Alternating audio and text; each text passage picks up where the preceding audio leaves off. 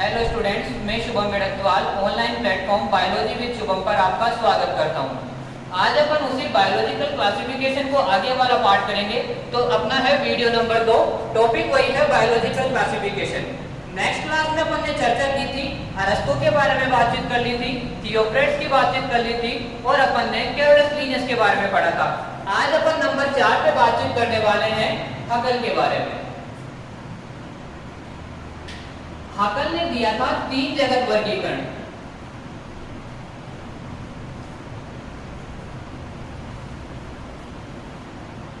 इन्होंने जितने भी जीव थे उन्हें 3 जगतों में बांटा। क्या बोल रहा हूं मैं? इन्होंने जितने भी जीव थे उनको 3 जगतों में बांटा। जो 3 जगत इन्होंने बनाए थे वो थे प्रोटिस्टा, पादप और जंतु जगत में इन्होंने जीवों को बांट दिया। तो लास्ट टाइम अपन ने जब कैरोलस लीनियस की बात की थी तो अपन 2 जगत वर्गीकरण बात करी थी और उन्होंने बातों को पादप और जंतु में बांटा था। तो इन्होंने जो नया जगत बनाया है वो है आपका किंगडम प्रोटिस्टा। किंगडम प्रोटिस्टा में इन्होंने किन जीवों को रखा? ऐसे जीव जिनमें उत्तक अनुपस्थित होते हैं। क्या बोल रहा हूं मैं? इन्होंने प्रोटिस्टा में ऐसे जीवों को रखा जिनमें उत्तक अनुपस्थित होते हैं।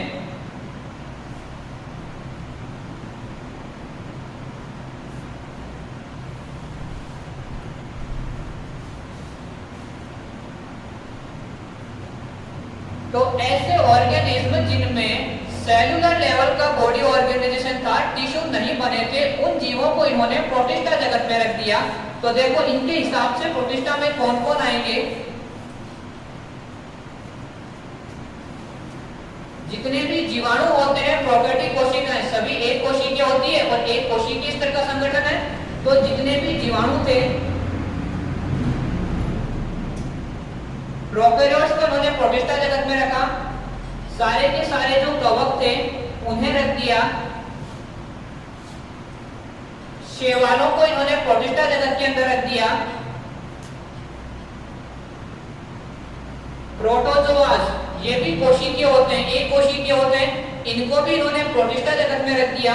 और आपका एक एनिमेलिया जो 5 किंगडम में अपन पढ़ते हैं उसका पोरीफेरा, इस पोरीफेरा में भी उत्तक नहीं बने थे क्योंकि animalia kingdom according to 5 kingdom classification सबसे पहले उत्तक सिलेक्टेटा में बने थे। तो पोरीफेरा में जब उत्तक थे नहीं तो ऐसे जीवों को अपन ने हकल ने प्रोटिस्टा में रखा था। तो इन्होंने पोरीफेरा को भी प्रोटिस्टा जगत में रख दिया। ये पोरीफेरा एनिमेलिया किंगडम में आता है 5 जगत वर्गीकरण के अनुसार। लेकिन अपन बात कर रहे हैं हकल के 3 जगत वर्गीकरण की। इन्होंने जीवों को 3 जगतों में बांटा, प्रोटिस्टा, पादप और जंतु। तो इन्होंने प्रोटिस्टा में किनों को ऐसे जीवों को रखा जिनमें उत्तक क्या थे? अनुपस्थित थे। तो सारे के सारे जीवाणुओं में उत्तक नहीं होते हैं, कवक में उत्तक नहीं थे, शैवालों में उत्तक नहीं बने, प्रोटिस्टा में प्रोटोजोआ में उत्तक नहीं बने और पोरीफेरा में उत्तक नहीं होते हैं। तो 3 जगत वर्गीकरण के अनुसार ये सभी एनिमल्स हैं, ये सभी जो क्लासेस हैं वो किस में रखे गए? आपके प्रोटिस्टा जगत में रखे गए। अब बात करें कि पादप जगत में इन्होंने किसे रखा? तो सभी शेष पादप जो थे उन्हें रख दिया इन्होंने पादप जगत में। और जंतु जगत में शेष सभी जंतु जो थे उन्हें रख दिया जंतु जगत में। देखो शेष कहने का मतलब है क्योंकि ये शैवाल इन्होंने प्रोटिस्टा में रख दिए हैं, ठीक है। तो अब ब्रायोफाइटा से लेकर एंजियोस्पर्म तक इन्होंने प्लांटिंग में रख दिए थे, ठीक है। शेष जंतु कहने का मतलब ये है कि ये पोरीफेरा जो था वो इन्होंने प्रोटिस्टा जगत में रख दिया था। और प्रोटिस्टा के बाद में आपको सभी को मालूम है कि पहली बार जंतु जगत में उत्तक तो सिलेक्टेटा में बने थे। तो सिलेक्टेटा से लेकर के पूरा कोर्डेटा इन्होंने जंतु जगत में रख दिया। देखो एडिशनल में ये चीज भी नोट में आपको करवा देता हूं। पादप जगत में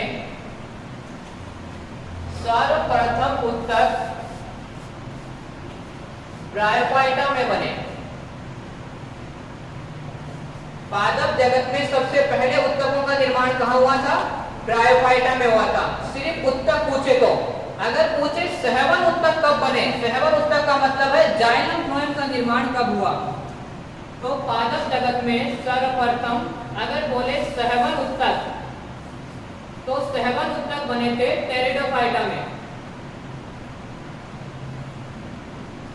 ये बात तो रही आपके पादप जगत की। अब बात करूं अगर मैं जंतु जगत की, तो जंतु जगत में सबसे पहले उत्तक कहां बने अपने? सिलेंटेटा में बने। क्लियर है? तो हकल ने प्रोटिस्टा में ऐसे जीवों को रखा जिनमें उत्तक नहीं पाए जाते थे, तो इसने सभी जीवाणु मतलब प्रोकैरियोटिक कोशिकाओं को प्रोटिस्टा में रख दिया, कवकों को प्रोटिस्टा में रखा। शैवाल जो 5 जगत के अनुसार तो पादप जगत का भाग है, लेकिन 30 जगत में कहां रखे गए? ये प्रोटिस्टा में रखे गए। प्रोटोजोआ को प्रोटिस्टा में रखा और पोरीफेरा को उन्होंने किस में रखा? प्रोटिस्टा में रख दिया।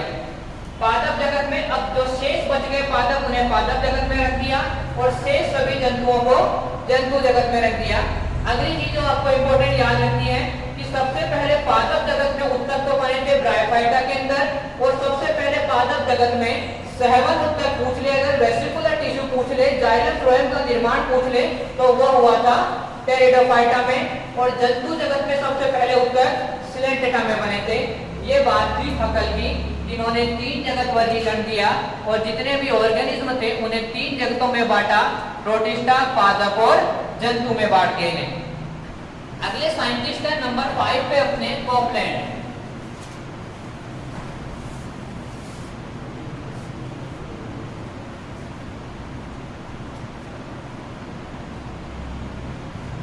कॉपलैंड ने दिया था 4 जगत वर्गीकरण।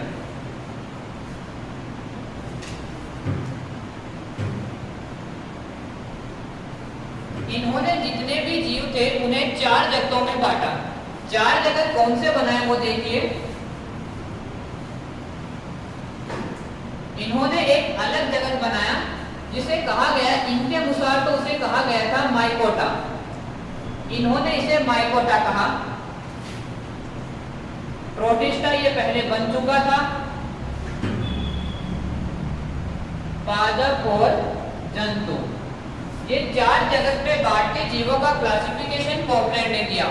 देखिए यही माइकोटा को आगे चल करके मोनेरा कहा गया, इसी का नाम रखा गया मोनेरा रखा गया। तो ये जो माइकोटा था इसी को मोनेरा रखा गया। एक और इम्पोर्टेंट चीज ध्यान रखना, अगर इसी माइकोटा को अगर यूं लिख दिया जाए माइकोटा, तो ये माइकोटा का मतलब है किंगडम फंगी की बात कर रहे हैं अपन, कवक जगत की बात कर रहे हैं। अगर बीच में सी के साथ में एच लगा दिया जाए तो हो जाएगा ये मोनेरा का दूसरा नाम। और अगर सिर्फ माइकोटा MYCOTA लिखेंगे तो ये बन जाएगा किंगडम फंगी। तो सिर्फ एच का अंतर है और 2 अलग किंगडम इसमें बन जाएंगे। MYCHOTA है तो मोनेरा किंगडम होगा, और MYCOT है तो ये फंगी किंगडम का या फंगस का दूसरा नाम रहेगा। ठीक है, तो इन्होंने जो अलग जगत बनाया था वो मोनेरा जगत बनाया। मोनेरा में इन्होंने किसे रखा? सभी प्रोकैरियोटिक,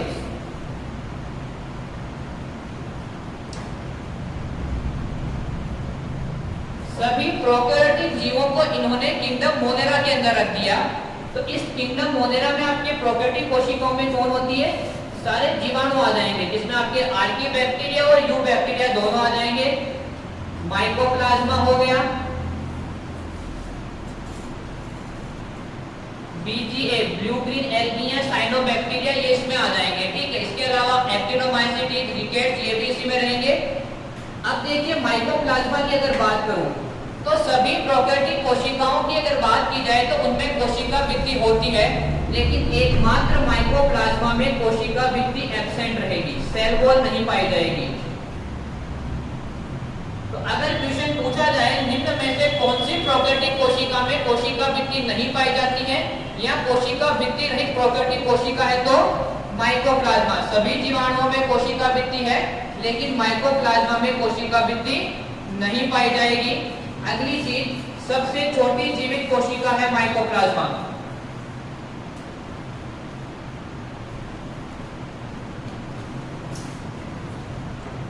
सबसे छोटी जीवित सेल भी माइकोप्लाज्मा कहलाएगी। इसका दूसरा नाम होता है PPLO। दूसरा नाम है इसका PPLO, प्लूरोनिमोनिया सम ऑर्गेनिज्म इसको बोल दिया करते हैं। ठीक है, प्लूरोनिमोनिया लाइक ऑर्गेनिज्म इसको बोल दिया करते हैं। तो ये रखा किंगडम मोनेरा। अपन पढ़ रहे हैं कॉपलैंड का 4 जगत वर्गीकरण। 4 जो इन्होंने जगत बनाए हैं उसमें मोनेरा, प्रोटिस्टा, पादप और जंतु बनाया है। मोनेरा में इन्होंने सभी प्रोकैरियोटिक जीवों को रख दिया, जिनमें आपके जीवाणु आ जाएंगे, माइकोप्लाज्मा आ जाएंगे और बीजीए ब्लू ग्रीन एल्गी आ जाएंगे।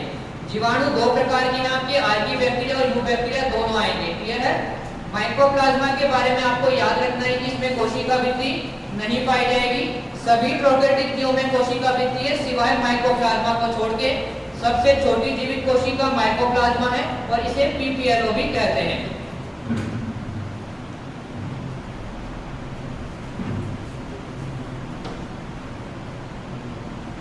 नेक्स्ट अपन बात करते हैं प्रोटिस्टा की, कि कोपलैंड ने प्रोटिस्टा में किसे रखा। तो कोपलैंड ने प्रोटिस्टा में रखा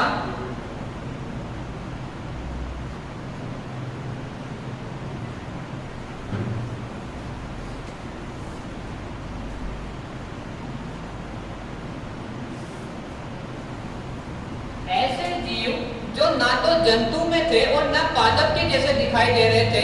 तो ऐसे जीव जो जंतु और पादप से भिन्न थे उन्हें इन्होंने प्रोटिस्टा फाइलम में रख दिया। अब देखो इनके अनुसार प्रोटिस्टा फाइलम में किसे रखा गया, जितने भी कवक थे उन्हें इन्होंने प्रोटिस्टा में रख दिया। भूरे व लाल शैवाल, इसे इन्होंने प्रोटिस्टा जगत के अंदर रख दिया। यूग्लिना, इसे भी इन्होंने किस में रख दिया, प्रोटिस्टा में रख दिया। प्रोटोजोआ, तो इन्हें इन्होंने प्रोटिस्टा फाइलम में रख दिया। बात करें अगर पादप जगत की, तो अब शेष जो बच गए पादप वो सारे पादप जगत में रखे गए। शेष सभी पादप, जैसे भूरे और लाल शैवाल अगर प्रोटिस्टा में आ गए तो आपके हरे शैवाल हो गए, यहाँ पे ब्रायोफाइट्स हो गए, टेरिडोफाइट्स हो गए, जिम्नोस्पर्म्स हो गए, एंजियोस्पर्म्स हो गए। ये सारे किसमें आ गए, प्लांटी में आ गए आपके। जंतु की अगर बात करूं तो कोपलैंड ने जंतु में, पोरीफेरा टू कॉर्डेटा, सारे एनिमल्स इन्होंने जंतु जगत में रख दिए हैं। तो अपन पढ़ रहे हैं कोपलैंड का जाल जगत वर्गीकरण। इन्होंने जो अलग जगत बनाया था वो माइकोटा बनाया था, इसी को आगे नाम दिया गया मोनेरा। तो आज जो मोनेरा नाम सुनते हैं इससे पहले माइकोटा कहा गया था। इसमें याद रखना, अगर MYCHOTA है तो ये मोनेरा का दूसरा नाम है, अगर MYCOTA है तो ये कवक जगत का दूसरा नाम बन जाएगा। सिर्फ एक H का अंतर इनमें रहने वाला होगा। क्लियर है? तो मोनेरा में इन्होंने सभी प्रोकैरियोटिक जीवों को रखा, जैसे जीवाणु हो गए आपके, आर्की बैक्टीरिया, यू बैक्टीरिया हो गए, माइकोप्लाज्मा हो गए आपके, ठीक है, ये सारे इसमें रखे गए। प्रोटिस्टा में इन्होंने ऐसे जीवों को रखा जो ना तो जंतु के थे लक्षण थे और ना पादप से लक्षण थे, जैसे कवक हो गए, भूरे लाल शैवाल, यूग्लिना, प्रोटोजोआस को इन्होंने प्रोटिस्टा में रख दिया। पादप जगत में अब शेष जो पादप बच गए उनको पादप जगत में रख दिया और शेष जो जंतु बच गए उन्हें जंतु जगत में रख दिया। ये था कोपलैंड का चार जगत वर्ग।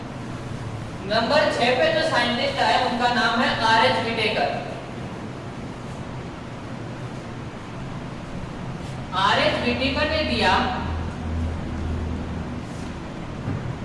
5 जगत वर्गीकरण। मीन्स इन्होंने जितने भी जीव थे, ऑर्गेनिज्म थे लिविंग, उन्हें 5 जगतों में या 5 किंगडम में इन्हें क्लासिफाइड किया। तो 5 जगत वर्गीकरण दिया R.H. विटेकर ने 1969 में, और ये सबसे मान्य वर्गीकरण है। आज अपन जो भी क्लासिफिकेशन पढ़ते हैं वो अपन 5 जगत वर्गीकरण पढ़ेंगे, ये सबसे मान्य वर्गीकरण माना जाता है। क्लियर है? देखिए R.H. विटेकर की अगर बात करूं तो अभी तक मोनेरा बन चुका है, प्रोटिस्टा बन चुका है, पादप जगत बन चुका है, जंतु जगत तो अभी तक नाम आ चुके हैं। अभी तक जो नाम नहीं आया क्या वो कवक जगत है क्या? तो इन्होंने जो जगत बनाया था वो कवक जगत बनाया था इन्होंने, ठीक है। इन्होंने कवकों को पृथक करके एक नए जगत, कवक जगत, फंजाई की स्थापना की थी।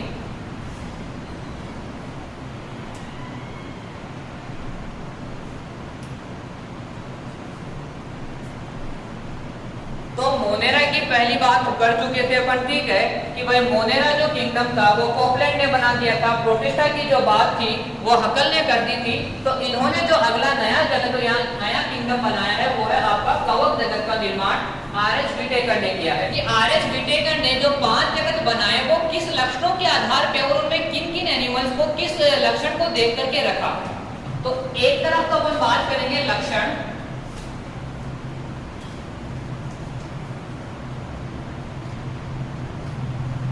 और अपने पांचों किंगडम मोनेरा,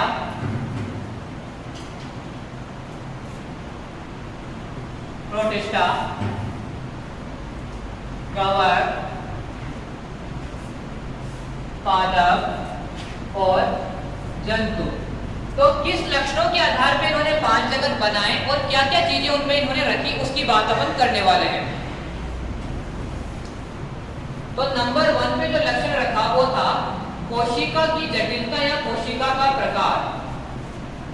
कोशिका का प्रकार बोल दीजिए या कोशिका की जटिलता। देखिए मोनेरा में जितने भी जीव हैं वो सारे प्रोकैरियोटिक्स हैं, बाकी प्रोटिस्टा, कवक, पादप, जंतु सभी यूकैरियोटिक हुआ करते हैं। तो मोनेरा की जो कोशिका थी वो थी प्रोकैरियोट्स।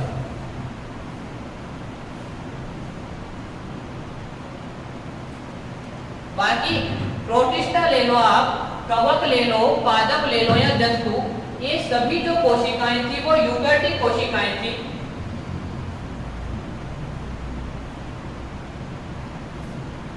ये सभी यूकैरियोटिक है।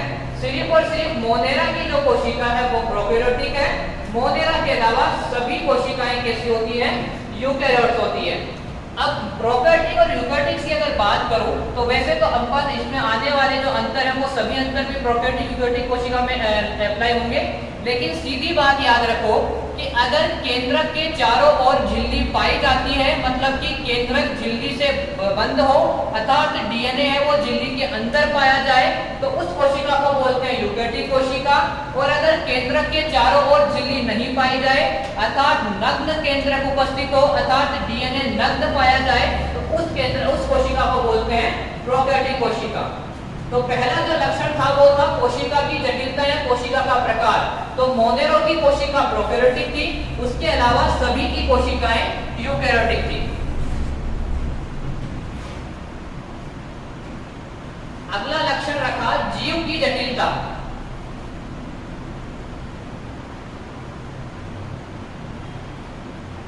तो देखिए मोनेरो के जो जीव होते हैं वो होते हैं एक कोशिकीय।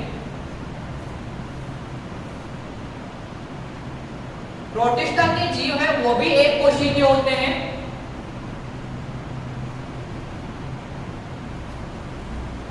मोनेरो और प्रोटिस्टा के जीव एक कोशिकीय हैं, इसके अलावा सभी बहुकोशिकीय होते हैं। कवक बहुकोशिकीय होते हैं, पादप बहुकोशिक है, जंतु जगत भी सारे एनिमल्स बहुकोशिक है।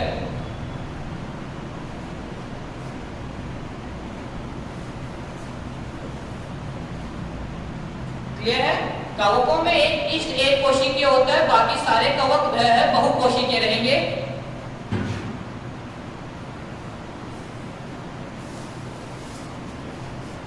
एक कोशिकीय, बाकी सारे कवक बहुकोशिकीय रहेंगे।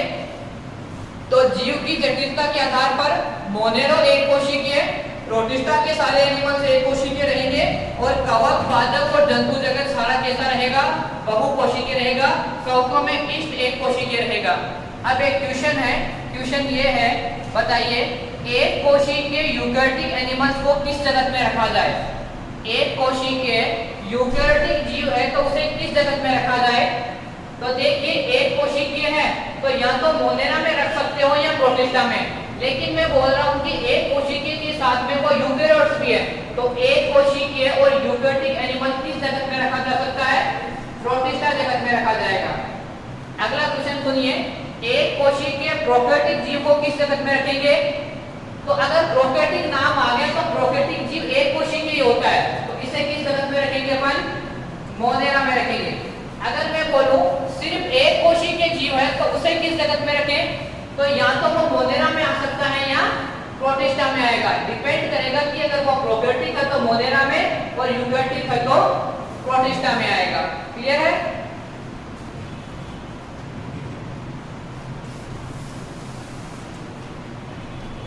तीसरा लक्षण रखा गया कोशिका भित्ति। तो मोनेरा की अगर बात करूं तो मोनेरा में जीवाणु आते हैं और इन सभी में कोशिका भित्ति उपस्थित होती है। मोनेरा में कोशिका भित्ति उपस्थित होती है, सिवाय माइकोप्लाज्मा को अगर अपन छोड़ दें तो सभी जो मोनेरा के एनिमल्स है, प्रोकैरियोटिक एनिमल्स है, उनमें कोशिका भित्ति पाई जाती है। अब यहीं पे बात कर लेते हैं कि इनकी कोशिका भित्ति बनी किसकी होती है। तो प्रोकैरियोटिक एनिमल की कोशिका भित्ति बनी होती है पेप्टिडोग्लाइकेन,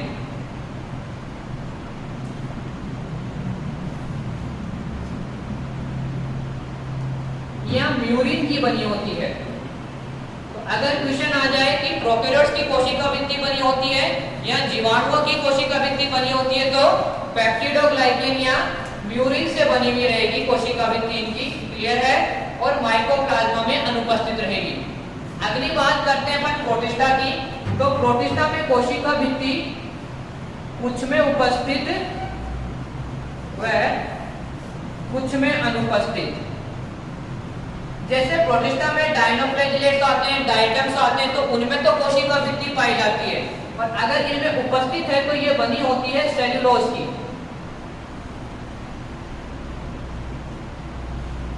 कुछ में अनुपस्थित होती है, जैसे कि आपके प्रोटोजोआस होते हैं उनमें कोशिका भित्ति नहीं होती। जैसे अमीबा प्रोटोजोआ है उसमें कोशिका भित्ति नहीं पाई जाएगी। ठीक है?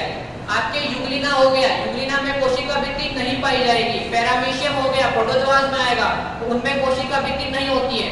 उनमें प्रोटीन की एक लेयर पेलिकल जरूर पाई जाती है, लेकिन कोशिका भित्ति नहीं होती है। तो प्रोटिस्टा के कुछ एनिमल्स में तो उपस्थित है, जैसे कि डाइटम्स हो गए, डायनोफ्लैजिलेट्स हो गए, तो उनमें तो पाई जाती है, और किसी में अनुपस्थित भी मिल जाएगी, जैसे कि प्रोटोजोआस में नहीं होती है। अगर पाई जाती है तो किससे बनी होगी है? सेल्यूलोज की बनी होगी। कवकों की बात करते हैं तो सभी कवकों में कोशिका भित्ति उपस्थित होती है, और ये बनी होती है काइटिन शर्करा की। काइटिन की बनी होती है। पादप में बताइए कोशिका भित्ति होती है? बिल्कुल होती है। पादप कोशिका में भी कोशिका भित्ति उपस्थित रहेगी, और ये किसकी बनी होगी? मुख्यतः सेल्यूलोज रहेगा। इसके अलावा इसमें पेक्टिन भी होगा, हेमिसेल्यूलोज भी होगा, ये चीज भी पाई जाएगी, लेकिन मेनली फॉर्म बाय सेल्यूलोज रहेगा। ठीक है? इसकी जो मिडिल लेमिला होती है, मध्य पटलिका, वो बनी होती है कैल्शियम मैग्नीशियम पेप्टेट की, और उसके चारों ओर सेल्यूलोज के बृहद अणु पाए जाते हैं। बात करो अगर मैं जंतुओं की, तो जंतुओं में कोशिका भित्ति नहीं पाई जाती है, अनुपस्थित। तो थर्ड कैरेक्टर था कोशिका भित्ति। मोनेरा में जीवाणु आएंगे, प्रोकैरियोटिक सेल सभी में पाई जाएगी। किसकी बनी होगी? पेप्टिडोग्लाइकेन या म्यूरिन की बनी होगी। प्रोटिस्टा में कुछ में उपस्थित, कुछ में नहीं पाई जाती, अनुपस्थित रहेगी। उपस्थित के एग्जांपल जैसे कि डाइटम्स हो गए, डायनोफ्लैजिलेट्स हो गए। तो अगर उपस्थित है तो किसकी बनी है? सेल्यूलोज की बनी है। और अनुपस्थित है तो बनेगी क्या? जरूरत ही नहीं है। अनुपस्थित है तो किसकी बनेगी? और ये अनुपस्थित होती है प्रोटोजोआस में, यूग्लिना में, इनमें अनुपस्थित रहेगी। कवकों की कोशिका भित्ति होती है, कवकों में काइटिन शर्करा की बनी होगी। पादप में भी होती है, सेल्यूलोज शर्करा की बनी होगी। इसके अलावा इसमें पेक्टिन भी मिलेगा, हेमिसेल्यूलोज भी मिलेगा। जंतु जगत में कोशिका भित्ति अनुपस्थित होती है। अगला नंबर 4 पे लक्षण आता है केंद्रक झिल्ली या झिल्ली युक्त केंद्रक बोल दीजिए।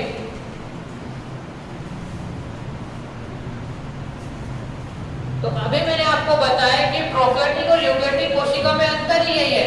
अगर केंद्रक झिल्ली नहीं पाई जाती है तो प्रोकैरियोटिक, और अगर केंद्रक झिल्ली पाई जाती है तो यूकैरियोटिक। तो बताइए झिल्ली युक्त केंद्रक किसमें मिलेगा? मोनेरा में तो नहीं मिलेगा।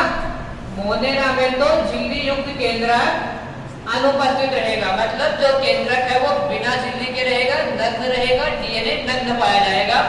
और प्रोटिस्टा क्या यूकैरियोटिक कोशिका है? कवक, पादप, जंतु चारों ही यूकैरियोटिक कोशिका है। अगर ये यूकैरियोटिक कोशिका है तो इनमें झिल्ली युक्त केंद्रक पाया जाएगा। तो प्रोटिस्टा, कवक, पादप और जंतु इन सभी में झिल्ली युक्त केंद्रक उपस्थित रहेगा।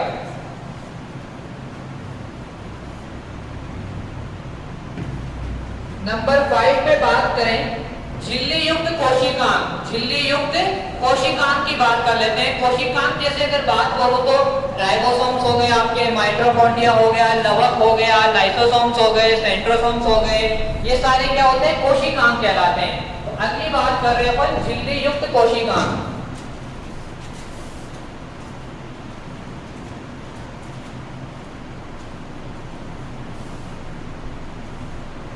तो प्रोकैरियोट्स में झिल्ली युक्त कोशिकांग नहीं पाए जाते हैं, ठीक है, इनमें कोई भी झिल्ली युक्त कोशिकांग नहीं होता है। तो इनमें तो झिल्ली युक्त कोशिकांग अनुपस्थित रहेंगे, लेकिन यूकेरियोटिक कोशिकाओं में झिल्ली युक्त कोशिकांग पाए जाते हैं। तो इनमें सभी में झिल्ली युक्त कोशिकांग उपस्थित रहेंगे। अब देखिए इसमें भी आपको डबल झिल्ली वाले कौन से हैं, सिंगल झिल्ली वाले कौन से हैं वो बताता हूं। तो कुछ ऑर्गन्स ऐसे हैं जिनमें डबल झिल्लियां पाई जा रही है, जैसे कि माइटोकॉन्ड्रिया में डबल झिल्ली होती है, बाह्य झिल्ली और आंतरिक झिल्ली, दो झिल्लियां होती है। इसी तरह लवक, क्लोरोप्लास्ट हो गया आपका, उसमें भी क्या होती है? डबल झिल्ली होती है। तो माइटोकॉन्ड्रिया और लवक तो है डबल झिल्ली वाली ऑर्गन्स। अगली बात करते हैं अपन सिंगल झिल्ली वाले कौन से हैं। गोल्जी काय, लयन काय,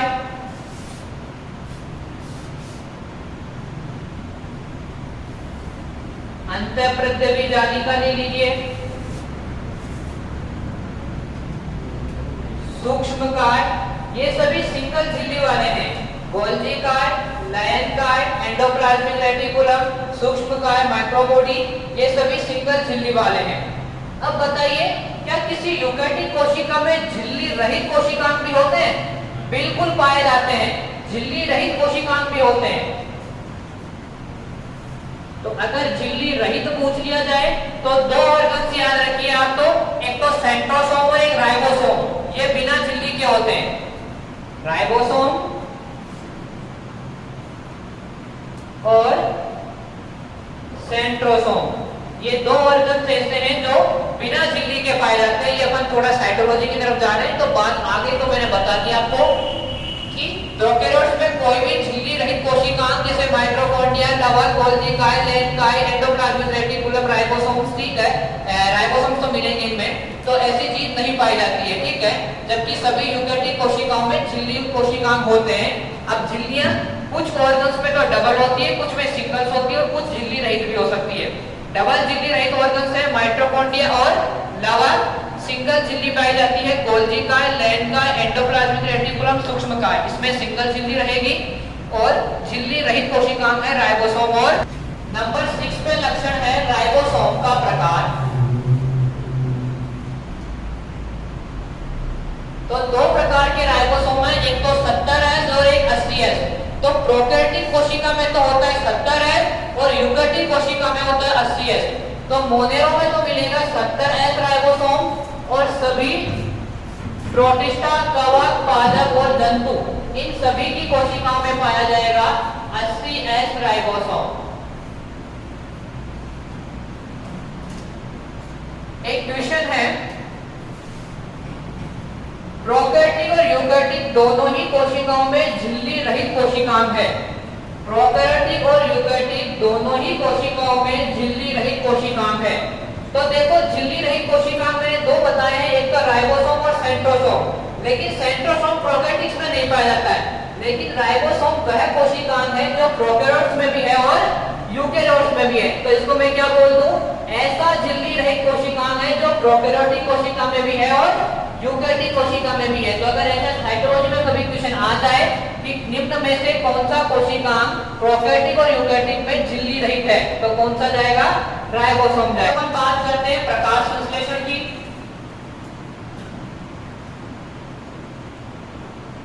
तो मोनेरो की अगर बात की जाएगी तो मोनेरो में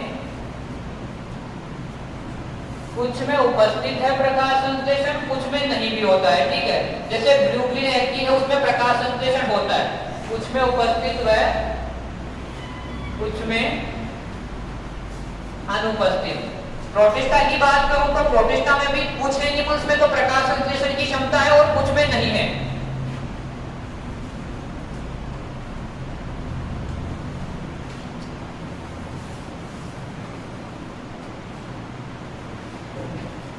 अब उपस्थित की बात करूं तो डायटम्स हो गए, डायनोफ्लैजिलेट्स हो गए, युग्लिना हो गया, इसमें तो क्या प्रकाश संश्लेषण मिलता है? तो उनमें तो मिलेगा, जैसे कि डायटम हो गए, डायनोफ्लैजिलेट्स हो गए, युग्लिना हो गया। ये प्रोटिस्टा के वो एनिमल्स हैं जो प्रकाश संश्लेषण करते हैं, लेकिन कुछ एनिमल्स ऐसे हैं जो प्रकाश संश्लेषण नहीं करते हैं, जैसे आपके सारे प्रोटोजोआज हो गए, इनमें प्रकाश संश्लेषण नहीं पाया जाता है। क्लियर है? तो मोनेरा में भी कुछ में उपस्थित, कुछ में अनुपस्थित। ठीक है, उपस्थित जैसे कि ब्लू ग्रीन एल्गी साइनोबैक्टीरिया में होता है, इसी तरह प्रोटिस्टा में भी कुछ में उपस्थित होता है प्रकाश संश्लेषण, कुछ में अनुपस्थित। उपस्थित होता है डायटम्स में, डायनोफ्लैजिलेट्स में, युग्लिना में, अनुपस्थित होता है प्रोटोजोआज में।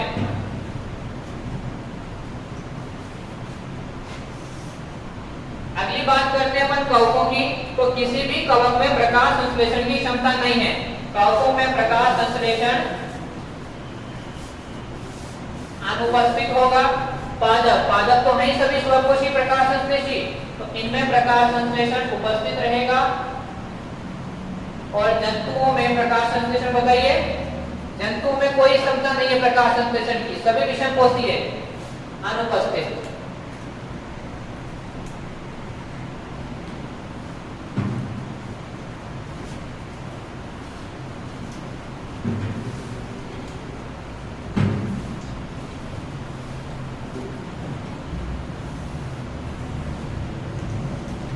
नंबर 8 पे अपन बात करते हैं गमन की। तो मोनेरा में भी देखो, गमन की बात करूं तो कुछ जीवाणुओं में गमन होता है, कुछ में नहीं होता है। तो कुछ में तो फ्लैजिला होती है, फ्लैजिला होगी तो गमन होगा। फ्लैजिला का मतलब है कशाप, तो कशाप होगी तो गमन होगा, और किसी में नहीं होगी तो उसमें गमन नहीं होगा। तो गमन मोनेरा में कुछ में उपस्थित और कुछ में अनुपस्थित रहेगा। वही बात करो अगर मैं प्रोटिस्टा की, तो प्रोटिस्टा में भी कुछ एनिमल्स में गमन होता है, कुछ में नहीं होता है।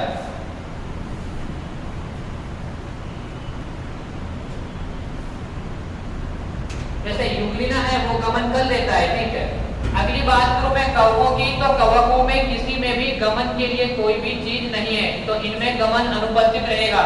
पादप, पादप गमन कर सकते हैं क्या? नहीं कर सकते, गमन नहीं होता इनमें, तो पादपों में भी गमन अनुपस्थित होगा। जंतु गमन करते हैं, बिल्कुल करते हैं, तो जंतुओं में गमन क्या होगा? उपस्थित होगा।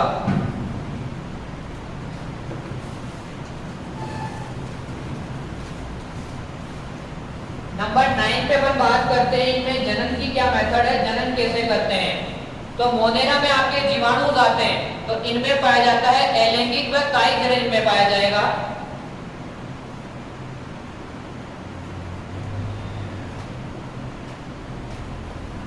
जीवाणुओं में अलैंगिक जनन होता है। हाँ, किसी किताब में आपको लैंगिक लिखे हुआ मिल जाए तो इनमें वैसे किसी में लैंगिक जनन नहीं है, लेकिन लैंगिक पुनर्योजन इनमें पाया जाता है। एक जीवाणु से दूसरे जीवाणु में जीन्स का ट्रांसफर हो सकता है, बाकी कोई युग्मक बनने जैसी कोई चीज जीवाणुओं में नहीं रहती है, लेकिन एक जीवाणु से दूसरे जीवाणु में जीन्स का ट्रांसफर हो सकता है। इसके कई मेथड है, जैसे कि रूपांतरण हो गया, पारक्रमण हो गया। इस मेथड के द्वारा एक जीवाणु से दूसरे जीवाणु में जीन्स का ट्रांसफर हो सकता है, लेकिन लैंगिक जनन इनमें नहीं पाया जाएगा, उसे लैंगिक पुनर्योजन बोल देते हैं अपन। तो इनमें अलैंगिक या कायिक जनन देखने को मिलेगा। बात करूं प्रोटिस्टा में, तो प्रोटिस्टा में मुख्यतः अलैंगिक या कायिक व लैंगिक जनन भी देखने को मिलेगा, लेकिन मुख्यतः इसमें अलैंगिक जनन रहेगा। कवकों की बात करें तो कवकों में अलैंगिक जनन व लैंगिक दोनों देखने को मिलेंगे, मुख्यतः अलैंगिक जनन देखने को मिलेगा। पादपों की बात करूं तो पादपों में तीनों ही प्रकार के जनन संभव है। अलैंगिक जनन भी होता है, कायिक जनन भी इनमें हो जाता है, और लैंगिक जनन भी पादप दर्शा देते हैं। बात करूं जंतुओं में, तो जंतुओं में मुख्यतः लैंगिक जनन है। लेकिन जो निम्न कोटि के जीव हैं जैसे पोरीफेरा, सिलेटेटा, टीनोफोरा, वो लैंगिक जनन भी कर सकते हैं। उच्च कोटि के जीवों में जैसे कॉर्डेट्स हो गए, उनमें तो लैंगिक जनन है, लेकिन जो निम्न कोटि के एनिमल्स हैं जैसे पोरीफेरा, सिलेटेटा, टीनोफोरा, जो ऑर्डर में बिल्कुल नीचे की तरफ आते हैं, प्रोटोजोआज हो गए, उनमें कौन सा रंग मिलेगा? अलैंगिक मिलेगा। निम्न कोटि के जीवों में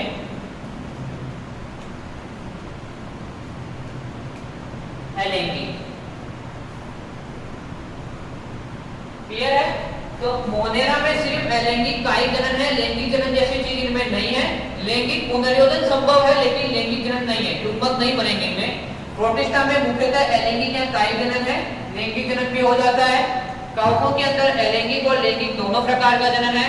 पादप में अलैंगिक, कायिक और लैंगिक तीनों प्रकार का जनन रहेगा, ठीक है, ओके। और जंतुओं में रहेगा मुख्यतः लैंगिक जनन, लेकिन जो निम्न कोटि के जीव हैं वो अलैंगिक जनन द्वारा भी जनन कर लेते हैं। जैसे आपके हाइड्रा में मुकुलन हो जाता है, स्पंजों में जेम्यूल्स का निर्माण हो जाता है, ये सभी क्या है? अलैंगिक जनन की संरचनाएं हैं। नंबर 10 पे बात करते हैं अपन पोषण की, कि इनमें पोषण किस प्रकार का मिलेगा। तो मोनेरा में सबसे विविध हर प्रकार का पोषण है, ऐसा कोई पोषण नहीं है विधि जो मोनेरा में नहीं पाई जाती है। सबसे विविध हर प्रकार का पोषण है इसमें। ये स्वपोषी भी हो सकते हैं। अब स्वपोषी में ये प्रकाश संश्लेषणी और रसायन संश्लेषणी दोनों मिलेंगे इसमें। प्रकाश संश्लेषी स्वपोषी भी होते हैं और रसायन संश्लेषी स्वपोषी दोनों मिलेंगे। मोनेरा के जीव विषमपोषी भी हैं। विषमपोषी में ये परजीवी के रूप में भी मिल जाएंगे, मृतोपजीवी के रूप में भी ये मिल जाएंगे। हर प्रकार का पोषण मोनेरा में संभव है, ऐसा कोई पोषण विधि नहीं है जो मोनेरा में नहीं पाई जाती है। नेक्स्ट बात करें प्रोटिस्टा में पोषण की विधि, तो प्रोटिस्टा में स्वपोषी भी होते हैं प्रोटिस्टा के एनिमल्स, और विषमपोषी भी होते हैं। जैसे अपन ने प्रकाश संश्लेषण में बात की थी कि इसमें डायटम, डायनोक्लेरिलेट, स्यूग्लिना क्या होते हैं? प्रकाश संश्लेषण करते हैं, तो वो स्वपोषी होते हैं। विषमपोषी की अगर बात करूं तो इसमें विषमपोषी में परपोषी हो सकते हैं या मृतोपजीवी हो सकते हैं, या कोई एनिमल इसमें परजीवी भी हो सकता है। तो ये विषमपोषी हुआ करते हैं, ठीक है। मृतोपजीवी में जैसे अपंग कवक आ जाएंगे आपके, ठीक है। परजीवी में आपके प्रोटिस्टा का ट्रिपेनोसोमास आ गई, ठीक है। परपोषी की अगर बात की जाएगी तो यही चीजें परपोषी कहलाएंगी। क्लियर है? अगली बात कर लेता हूं मैं कवकों की। कवक सारे के सारे विषमपोषी होते हैं। कवकों में प्रकाश संश्लेषण की क्षमता नहीं पाई जाती है। सभी जो कवक होते हैं वो विषमपोषी होते हैं। ये परपोषी बोल दो या ये मृतोपजीवी होते हैं। सड़े गले पदार्थों से अपना पोषण ग्रहण करते हैं, मृतोपजीवी हैं। याद रख लेना, कवकों में प्रकाश संश्लेषण नहीं होता है, इनमें स्वपोषी नहीं होंगे। कवक सिर्फ और सिर्फ कैसे होते हैं? विषमपोषी होंगे, जबकि प्रोटिस्टा के एनिमल स्वपोषी और विषमपोषी दोनों होते हैं। पादपों की बात करें तो पादप सारे कैसे होते हैं? स्वपोषी होते हैं। जंतु विषमपोषी होते हैं, मतलब किसी दूसरे से अपना भोजन ग्रहण करेंगे, खुद अपना भोजन प्रकाश संश्लेषण से नहीं बनाते हैं। नेक्स्ट अगर बात करें अपन के एग्जांपल्स की, उदाहरण की, तो मोनेरा में आएंगे कौन? आपके जीवाणु आएंगे, जैसे आपके आर्की बैक्टीरिया हो गए, यू बैक्टीरिया हो गए, ये सारे बैक्टीरिया आ जाएंगे। माइकोप्लाज्मा हो गया, BGA ब्लू ग्रीन एल्गी बोल दीजिए या साइनोबैक्टीरिया बोल दीजिए, रिकेट्स, एक्टिनोमाइसीटीज,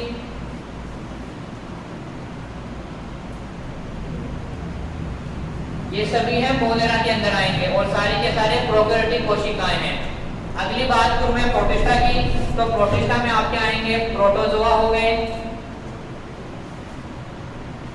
प्रोटोजोआ के 4 क्लास होते हैं, अमीबीय प्रोटोजोआ, कसाबी के प्रोटोजोआ, पक्षमापी प्रोटोजोआ और स्पोरोजोआ प्रोटोजोआ, तो वो सभी आ जाएंगे। जैसे कि अमीबा हो गया, एंट अमीबा हो गया, आपका प्लाज्मोडियम हो गया, नोसेमा हो गया, पैरामीशियम हो गया अपने, ठीक है, ये सारी चीजें इसमें आ जाएगी आपके, ठीक है। प्रोटोजोआज हो गए, डायटम्स हो गए,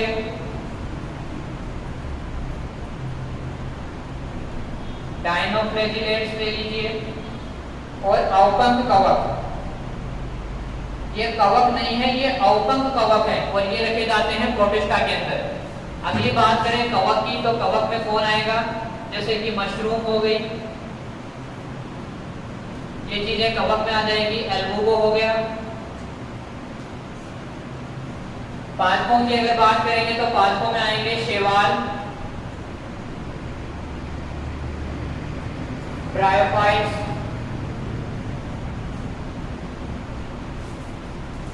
टेरिडोफाइट्स, जिम्नोस्पर्म और एंजियोस्पर्म। ये सभी पादप जगत प्लांटी में आएंगे। किंगडम एनिमेलिया की अगर बात करूं तो इसमें आपके सारे आ जाएंगे, Porifera, Coelenterata, Ctenophora, Platyhelminthes, Aschelminthes, Annelida, Arthropoda, Mollusca, Echinodermata, Hemichordata, Chordata. तो पोरिफेरा से लेकर के पूरे कोर्डेटा तक ये सभी किसमें आएंगे, जंतु जगत में आएंगे, किंगडम एनिमेलिया में आएंगे।